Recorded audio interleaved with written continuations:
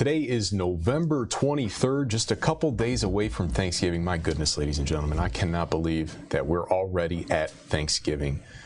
Unbelievable. I'm News 8 digital anchor Luke Laster here from the Wood TV live desk. Joining me, Chief Meteorologist Ellen Bacca. Ellen, we got some Thanksgiving forecasts to talk. Yeah, we do. What are we looking at here for the next few days as we head into the holiday? It looks like we might be a little spoiled this year. Thanksgiving Day itself will be a little on the tricky side with some rain showers and some snow showers, but we've definitely seen worse, Luke, that's for sure. Let's start with just a quick look at the radar here for right now. Obviously not a lot going on, but you know, our friends in the north getting a little bit of it, but clear it looks like in Grand Rapids for right now. Yeah, we've been spoiled with sunshine yesterday, again today. Sault Ste. Marie, in comparison, had their first winter storm warning of the season yesterday. In fact, several spots in the UP picking up a good 2 to even almost 12 inches of snowpack on the ground. So the UP is looking pretty festive. It's looking like it should this time of year. But the system that moves through for us next, which should arrive Wednesday night into Thursday, is going to bring rain and then a transition to light snow. We're not expecting any accumulation. So this is a huge travel time for us. That's no shocker. Typically when we get to Thanksgiving, we get a lot of direct messages from viewers saying, hey, I'm headed to Chicago, or I'm headed to Detroit, or I'm headed to Wisconsin to see family. What's the weather going to be like? Overall, this would be a pretty good setup for us, but there are a few hiccups that we have to think about, and that's on Thanksgiving Day itself. Well, let's hop over to Wednesday right now and take a look. We have our futurecast for right now, noon. Yeah. So this looks pretty good. This is tomorrow. Just some increased clouds and wind. If you're traveling over to Detroit, you might catch some kind of crosswind gusts. We're expecting wind gusts on Wednesday to be close to about 30 miles per hour. And you can see from the wind arrows there that the wind is expected to be out of the south across Michigan, most of the upper peninsula, as well as the lower peninsula, and then for spots like Indiana, Ohio, and Illinois. This is not going to be nearly as windy as what we saw Sunday night, but still pretty nice crosswind. Other than that, Wednesday's looking easy to take. And folks, I do want to point out as well, if you have any questions here for your Thanksgiving travels, go ahead and pop those in the comments there. I'll be able to see them. Use those hashtags below our names there, hey Ellen, hey Luke, and be able to pop it up. So let's hop over to our next graphic now, Ellen, and that would be 3 a.m. on 3 Thursday. a.m. So some things change as we go overnight into Thursday, into Thanksgiving Day itself. Many people probably off the roads at this point in time, but if you're not, you will have to drive through light rain to maybe even moderate rain. We're not expecting much more than that, which is great. And the transition to snow is going to be kind of slow. So even though we have some rain showers on the western side of the location of the cold front, those are expected to be rain showers, not snow. And it is nice timing-wise that it looks like some of this is going to be tracking through overnight Wednesday into Thursday, Thanksgiving Day itself. And then 3 p.m. Yeah, fast mover. See how far that front goes? By the time we get to 3 o'clock in the afternoon, 12 hours, the cold front is in Toronto and Buffalo, New York.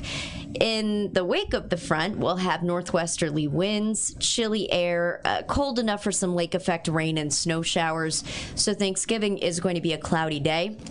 If you're the type of person or family that likes to go on turkey trots or maybe go on an afternoon walk after all of that food, it's going to be a bit on the chilly side, and it will be cloudy with the chance of the rain and the snow. So for me, that just means an extra excuse to stay inside and have an extra piece of pie instead. I'm there with you. Heck yeah. Watch the Lions. You know. Blues. Yep. Yeah.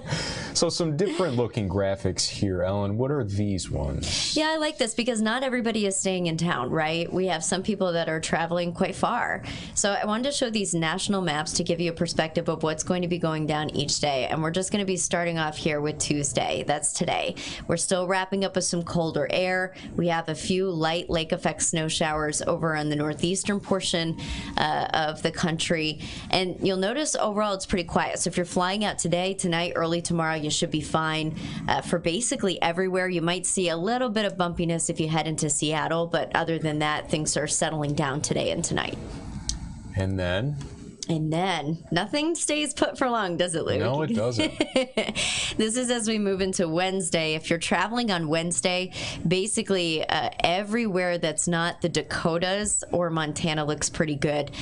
Montana, the Dakotas starting to see snow at that point in time. Everybody else, very travelable weather by both air and land. Nice. Very nice. Yeah.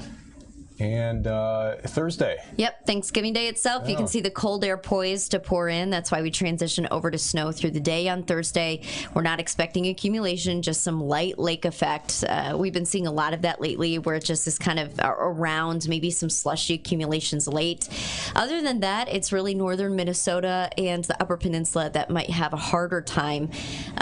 Nationwide, everything else is great. Mid-Atlantic looking beautiful. Nice ridge there. Sunny Florida looking sunny, Texas looking great, West Coast looking great as well. So we're probably going to have some of the trickiest weather for Thanksgiving in terms of the fact that rain is going to switch over to snow through that day. Ellen, we have a question here from David. This one says, hey, Ellen, I recently moved to Holland from the Chicago area. I love the snow, and I'm anxious for our first real lake effect event. Hopefully soon? Hopefully soon. I know we've had a few primers, haven't we? I think we're at like an inch and a half for Muskegon where they keep an official report, and then only 3 inches in Grand Rapids. I would say December, we're really going to ramp things up. November really is a starter month for us. Aside from a few years like 2017, November usually only gives us about a half a foot of snow at most. So I would say December, get ready.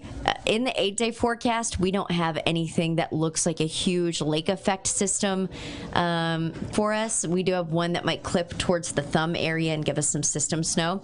But we kind of have to wait for a lot of different factors. What's interesting is I think locals even think sometimes all you need is cold air over a warm body of water. That's not the case. There are a lot of factors that you need to get a solid lake effect snow event. You need the right direction of winds. You need some moisture inbound with an actual system. You need something called inversion heights to get a lift so that you can get some boost over the lake. So until we get all those factors combined, we're not going to see those big fat flakes.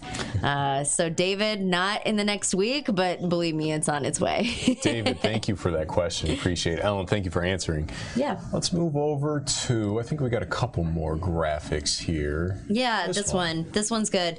So especially if you're driving, it's always nice to know where the wet weather is going to be because those are where your slowdowns are going to be.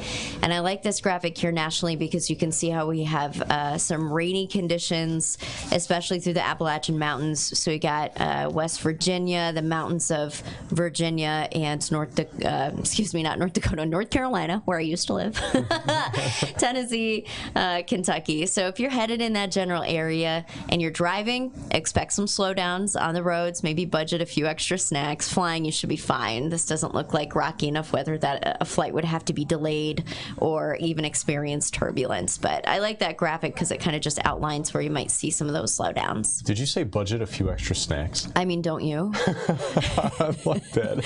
I'm going to start using that one. Traffic jam weather, grab another Slim Jim. Budget for a few extra snacks. We have a couple questions here. Okay. Not a specific one, but when are we going to see a lot of snow? A lot of snow. That's always the big question. And right now, it looks like the next system that could bring us snow is going to clip over towards the thumb.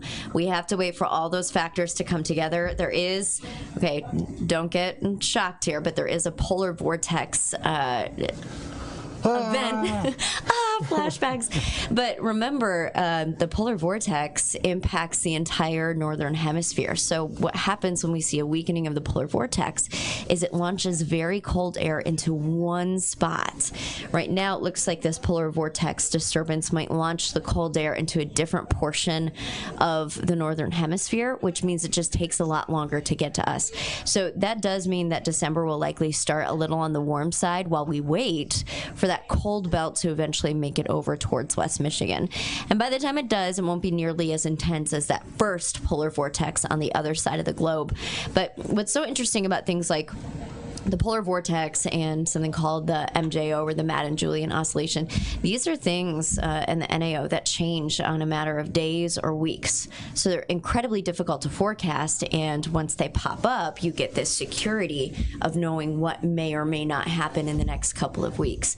So right now, watching the polar vortex, seeing that weakening in circulation and some cold lobes starting to drop, I would say right now we're feeling confident that the second week of December we should start to get things going, but that really could delay some things across West Michigan. And I know after 2 kind of wimpy winters, we are ready for some real snow. Wimpy. We want hefty. Yes. Better skiing. It is better skiing. And the shock of like the year of 2014 when it was like awful and one of the worst winters ever is long in our past. Like, we're ready for the snow again. Need it. Ellen, 5 and 6. What's coming up this evening here? 5 and 6, we're going to hone down in even more on the travel forecast. We're going to give you an update on some of the snow totals that we've seen here locally, show you where that stands compared to average. So it's kind of nice to get those benchmarks for us. And then other than that, we're just going to look forward to Thanksgiving Day, try to walk you through that transition itself. If you're like me, you have to hop from a few different houses.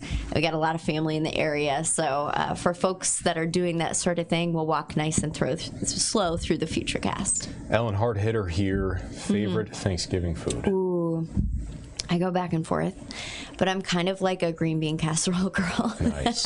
How about you, Luke? Mashed potatoes. Oh, see, that's my second. That's my close homemade second. Mashed potatoes on Thanksgiving. Can't beat it. It's going to be good. Yeah.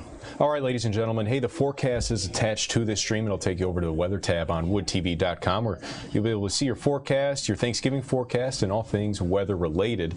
This has been a look at the Wood TV live desk. I'm News 8 digital anchor Luke Lassiter here with Chief Meteorologist Ellen Bacca. Happy Thanksgiving, folks. We'll see you around.